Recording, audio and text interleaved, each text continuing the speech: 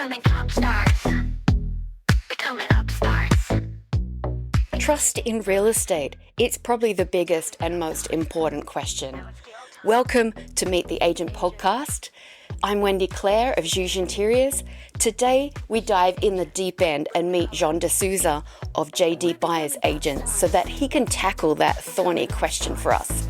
First, I thought we should get to know him a little bit. So I asked Jon, how would your mother describe you? My mum, a pest, relentless. When I want something, I go and get it, and I don't stop until I get it. Ooh, okay. And your dad, would he describe you differently? The negotiator, the peacemaker, and the one that wants to have a lot of fun. Okay, so are you the youngest child then? Eldest. Eldest? Yeah, I'm the eldest. Okay, so tell me a bit about your family. I've got a wife, Sharon, and then 3 kids, Zara, Kira, and Xavier. So they're all, nearly all teenagers. So my eldest is 16, 14, and 12. Xavier, my youngest, is 12. So, they keep us very busy and cost us a lot of money. The whole family are Parramatta Eels fanatics, so we love watching rugby league. Rugby league is on at our house from Thursday night through to Sunday night. It doesn't get turned off, which is great. We go to the football together every couple of weeks. We've got season tickets, so we all love that. We all love sport in general. So all my kids generally on a weekend were at sport the whole time. Well, not anymore for me on Saturdays because I'm working. That's our number one day to see properties. But between my wife and I, we're usually driving the kids around to training or something sport related. What singer or song kind of vibe do you feel most clicks with you, your personality? Bruno Mars. Purely because he's got variety, he's got style, he's got energy. Meet the agent. He brings a smile to people's faces, and I love the way he does that through a variety of different music because I love variety. I get bored easily. Have you done any Bruno Mars TikTok dances? No, I haven't. That's Why for the not? next one. That's a promise. You I'll need learn to one. try one. I tell you, he's got some good little He does. tips, Yeah, right? no, not that good. All right, there's a challenge for you. Yeah, absolutely. What's your superpower? My ability to connect with people. I've just got a knack. I've got a personality. I brighten up a room. I just am able to connect with people. The reason I chose to be a buyer's agent is, one, I'm very passionate about helping people. That's why I've been in HR for 20 years. I get such a kick out of it. I love property. And so I married the two up and I thought this is a perfect mix for me. Being a buyer's agent, you can see firsthand the impact you're having with people. Not only are you saving them time, you're doing due diligence for them, you're doing research for them, you're doing inspections, you're negotiating on their behalf.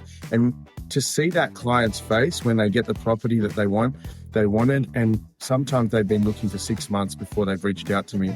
And within 2 weeks, in many cases, I'll find them something and they're just like, Jon, thank you so much. And no amount of money feels better than when you get that smile on their face and they're like, we finally bought what we wanted to buy.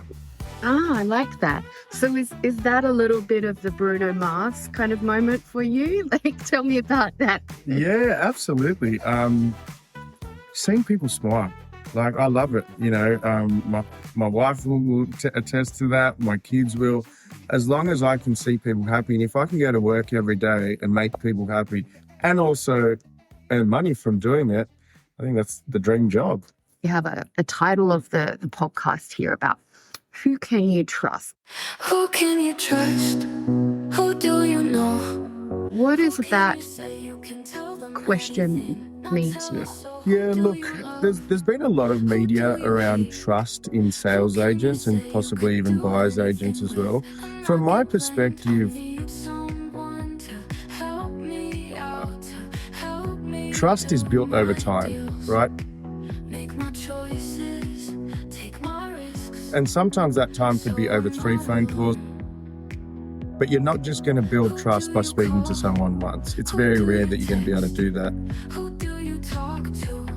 And so when I work with sales agents, I try to get to know them. We sit down, we have a coffee, we understand each other's goals, we understand how we like to work. And so when it comes time to actually buying a property, that trust and that mutual respect is there. Now, if you're a person who's not a buyer's agent and you're ringing someone for the first time, that trust isn't there. And so for me, I always have a mutual respect with the sales agents that I work with. It's absolutely critical. I expect them to be transparent with me without obviously telling me things that they can't and breaching confidentiality of their clients. But same goes to me. If I know that there's a possibility I'm wasting this agent's time because we're nowhere near the budget, I won't waste their time and I'll tell them that. So for me, trust is being as transparent, as honest as you possibly can. You know, I say to agents all the time, this property is listed for $900,000. You and I both know that it's not going to be at $900,000. You're at least $200,000 off. And they appreciate my honesty and I appreciate them saying, yeah, John, you're right. But that saves me time. It saves my clients time. It saves, doesn't get their hopes up for nothing. And so for me, trust is building that mutual respect, building that trust so that you can get an outcome. Because at the end of the day, we're not on opposing teams. They want a property sold. I want a property bought. So if we actually work together, and that only comes through building the trust, right? They're not going to work with me if they've never met me. If I send a text message to an agent that I've never worked with before, they're going to see me as another number. But you pick up the phone, you talk to them, you meet them where possible, or just have a phone conversation, and you can really build that trust very quickly. And so I think real estate agents have probably had it a bit hard in the media because of a handful of people that do the wrong thing. But for the most part, I get along with almost all the agents I work with. And again, because we build that relationship, it comes over time, but we build it. They learn how I work. I learn how they work, and we work together.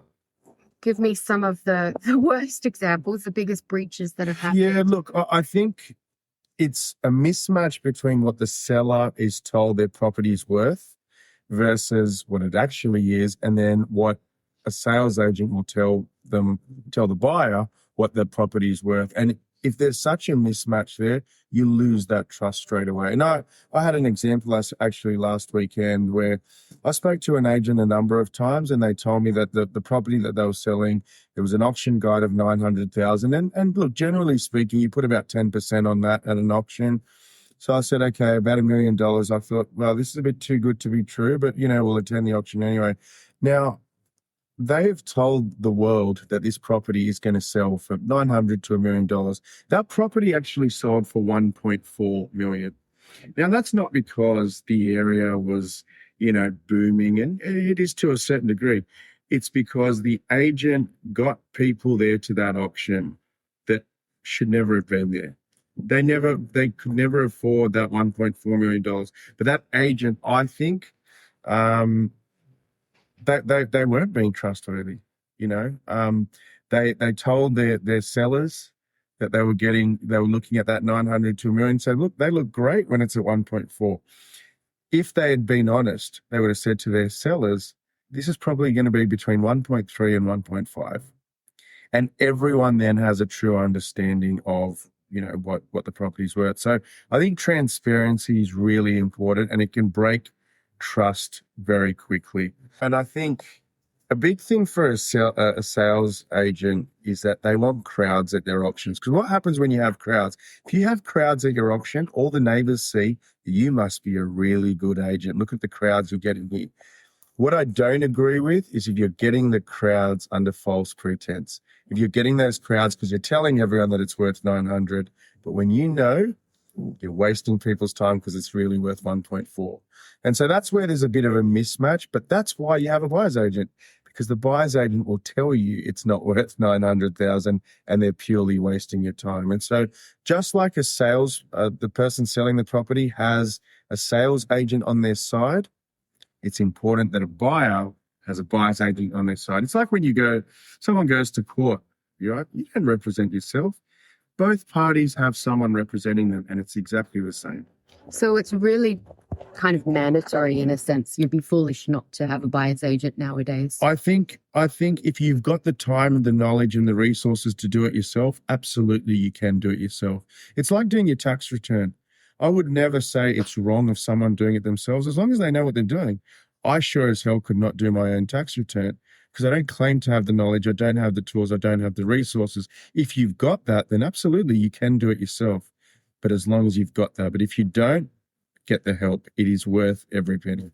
Right. So the amount of money that people are spending on your service, are they definitely going to, I mean, we know nothing's ever fully guaranteed, but Yes. they're going to at least save that much or get that much value plus? Yeah, look, I never promise them from a dollar value perspective that I'm going to save them that money. And there's a few reasons for that. Sometimes the buyer, I'll always aim to, but sometimes the buyer just wants a property and they're willing to pay overs for it, which is absolutely fine as well. Especially if you're going to live in that property, there's nothing wrong with that. But I will certainly save them in time, in stress and peace of mind, because any decision that I help them make will be data-based. It won't be a gut feel. So when they're laying in bed at night thinking, oh my God, have we made the right decision? They can say, yes, we have, because we've made this based on data. We've made it based on facts.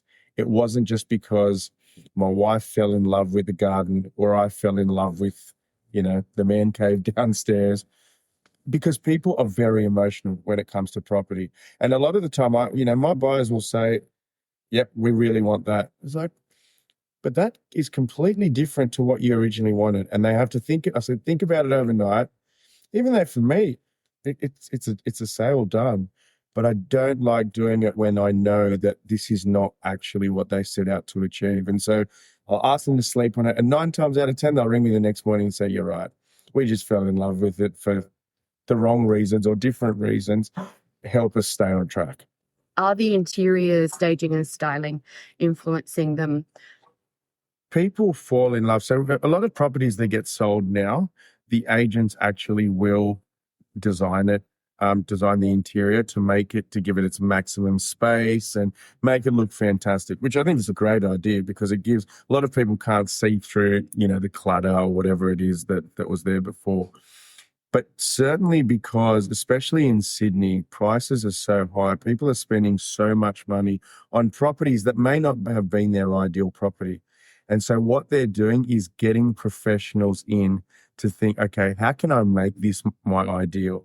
It wasn't exactly what I wanted, but how can I work with the interior? How can I design it? How can I get the right furniture, the right colors?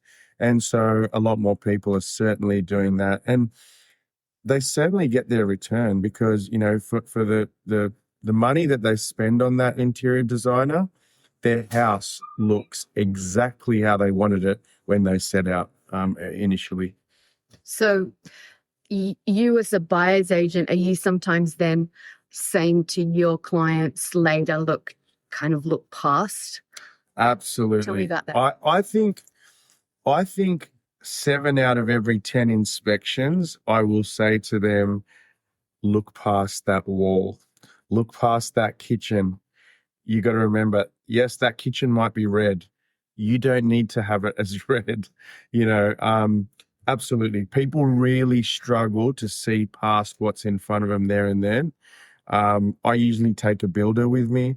I have contacts for interior designers. And so what they do is they come in just as we're about to purchase and they help them see what they couldn't originally see by walking into that house initially. Ah, that's clever. Right. Yeah, because sometimes you don't notice. I've got a place that has like really awful narrow hallway that when we bought it, I wouldn't realize just how irritating it is. Sure.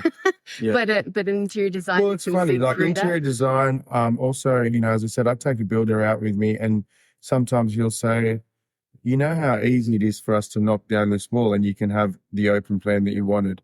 But if they don't understand that, they see it as a huge job. It could cost $4,000 or $5,000. Now, when you're spending $1.5, $2 million, what's $5,000 to knock down a wall, paint it the right colors, fix up the blinds, make sure you got the right furniture?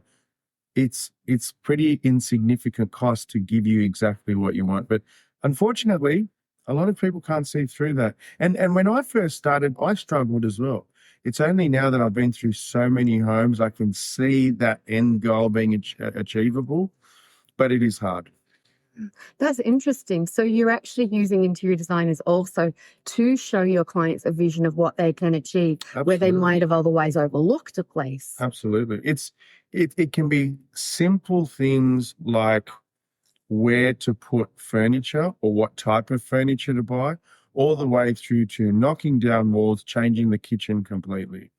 But again, if you can get that house for $30,000 less and you use that 30,000 to design exactly how you want your house, ultimately goal achieved, and it's exactly what you want. You're not buying someone else's dream. What is the strangest or weirdest or wildest or oddest? The stories, yeah, I've got a few actually, probably a couple that come to mind.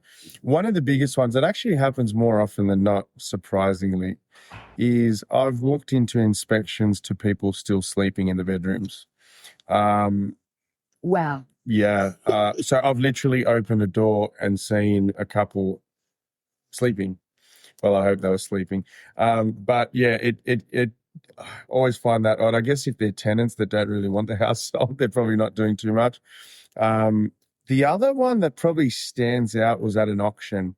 I remember it was an auction in Penrith, and a lady was bidding, and I think she got to about $1.1 million, and the auctioneer was asking everyone, and she went up by 10,000.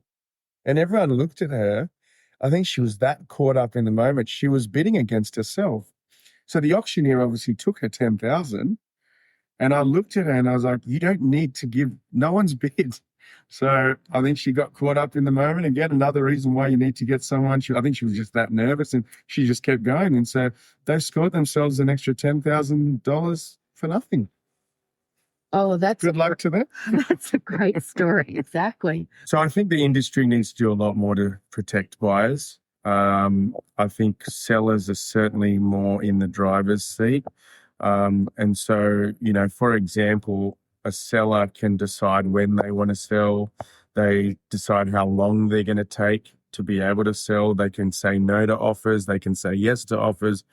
Whereas in Sydney right now, a buyer can go to a property, see it for the first time on Saturday, and generally they're expected to make an offer by Saturday afternoon, because the reality is if you haven't made an offer by Saturday afternoon, you've lost it. Now, the risk there is that you need solicitors to check, you need building and pest control done, you haven't done that due diligence. So ultimately you're taking a risk. And yes, we have cooling off periods, but you're still losing 0.25%. So it's still a few $1,000s that you're risking based on you seeing a property once. And so, I think whereas a seller is in the complete driver's seat, they decide if they want to take a week to make up their mind on an offer, they'll take a week. If they don't, they don't. And so I think there needs to be a bit more protection there, especially in Sydney where it's so competitive. In states like Melbourne, it's a lot better. Queensland's pretty good. But Sydney, it's pretty cutthroat. You go and see a property, you better be ready to make an offer that afternoon. And that's where my job is. I do all that due diligence before we even get there on Saturday.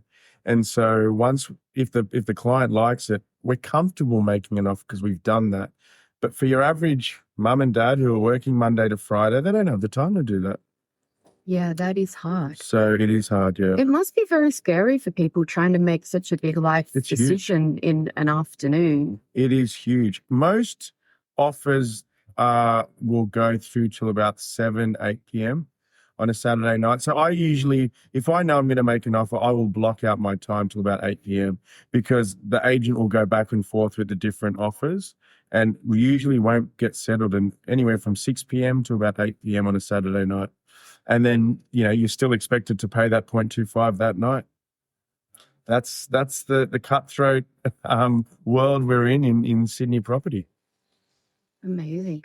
So what, this isn't on the sheet, but and move your hands around so I can get that bit that you do that a lot. Like good for what we call cuts Yeah, later. cool. What is the biggest success that you've had? Like your proudest moment then? I mean, that's a nice question. Yeah, look, proudest moment isn't necessarily financially based. I actually think my proudest moment is I've actually helped two different clients, both divorced, and they had never really managed any of their finances. They didn't know their bank accounts. They had no idea. When one of them called me, they said, I don't even know how to get my pre-approval. Can you help me?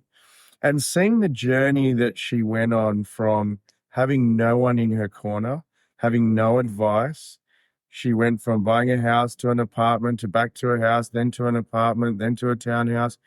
And I was able to help her and guide her through that journey. And she was recently divorced, wasn't getting any family support. And for me, that was my proudest because it wasn't about the money. I was genuinely able to help someone from end to end, change their life. They're now living in a property they absolutely love. They send me videos of their housewarming, their friends over, their family over. That to me makes me proud. That's why I love what I do. Yeah, you've really made a difference to their life. Absolutely. That's really nice.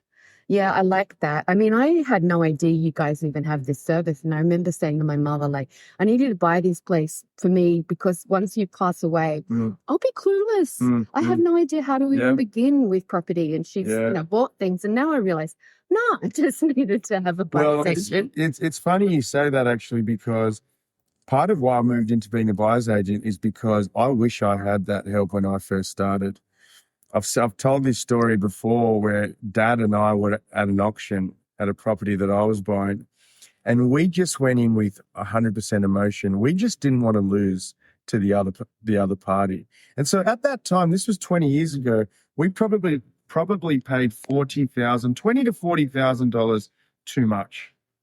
Now, back then, $40,000 was a lot of money for me. And so, I wish I had that help. Now, in hindsight, thankfully, I did buy it because it ends up being the property that I ended up knocking down and building and living there. So paid off, a lot there. But so you made lemonade out of a lemon, did you? Absolutely. Cheers to that. Cheers to that. That's excellent. Okay, I can see then, did that actually spark your thoughts to become a buyer's agent? Was there that regret? It didn't at the time, but since then I've bought several different properties, some of which went absolutely pear-shaped, others which did well. But I thought if I had that knowledge, or if I was able to get someone with that knowledge, those ones that went pear-shaped wouldn't have gone pear-shaped. I'm sure of it. I was buying based on gut. I was buying based on emotion, and it's the worst thing that you can do. So everything that I used to do, I now help educate other people not to do it, to not make same mistakes. So it's a don't do what I did example. Absolutely. What kind of clients do you see the most? Are there people like me that are clueless about money, or are you getting some, sharky investors? Yeah, so it's a 50-50. So I help people buy their property that they're going to live in, but then I also help investors who are buying all over Australia. So it's 50-50 from that perspective. Ultimately, it's people that don't have the time, don't have the knowledge, and don't have the resource at their fingertips to make these right decisions. So it can, generally, let's call it my last 10 clients have been double income families. They're both working. They don't have the time to be doing research. They don't have the knowledge. Yes, they can scroll maybe for 30 minutes a night. That's not enough, right? You've got to do a lot more. So it's time poor people that need the help to purchase a property. So we've talked a bit about trust. Yes. How do buyers know they can trust you? Yeah, it's a really good question. So as I said to you, the first conversation I have with them is all about them. It's not about me. And by me listening to them, I go as far to asking their dog's name, their kids' names. It's building that relationship, right? I don't even talk about the property in that first discussion. Yes, post that discussion, I'll then give them solutions and we'll talk property. But generally, my aim is to build that trusting relationship with them, make them feel comfortable. Because you know what? There's hundreds of me out there. They can go and find another buyer's agent. that will give them the same technical data. I really look for the service I provide. Experience is what people look for. You know, you can go and get a burger from any of these shops out here, but you want a nice experience. You want a memorable experience. And so for me, I want people to come back to me. And so I get to know them. I understand how they like to operate. I listen. Listening is key. A lot of people just don't listen because they've already got their words ready to respond. So I'd like to listen to them and then really understand what they want. And that trust gets built over time. They're not trusting me the first day they sign that contract. Yeah, But- you look a bit shocked. But, you know, after a few days of me speaking to them, it's like, yeah, we can definitely work with this guy. Yeah. And same goes for me. Yeah, I was joking, of course. No.